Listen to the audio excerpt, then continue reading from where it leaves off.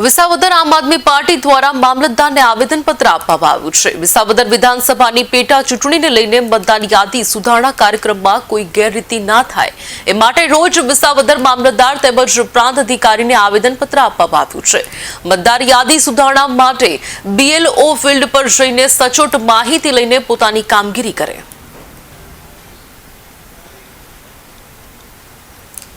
લેખિતમાં રજૂઆત કરી છે।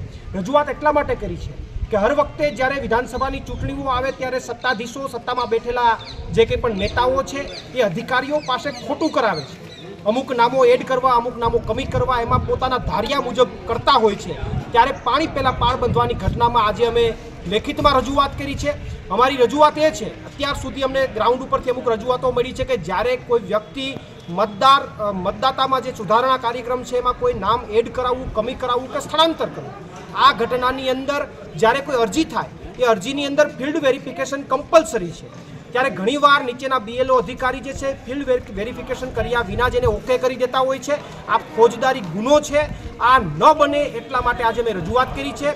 વાત રહી બીજી કે જ્યારે ઓનલાઈન અરજી કોઈ પણ વ્યક્તિ કરે છે ત્યારે ઓનલાઈન અરજીની અંદર એમણે નીચેના BLO અધિકારી છે 7 દિવસમાં જો ફિલ્ડ વેરિફિકેશન કરીને રિપોર્ટ ન આપે તો ઓટોમેટિક મોડમાં એ મામલતદાર કચેરીમાં આવી જાય છે અને ત્યાંથી પ્રાંતમાં જતું રહે છે।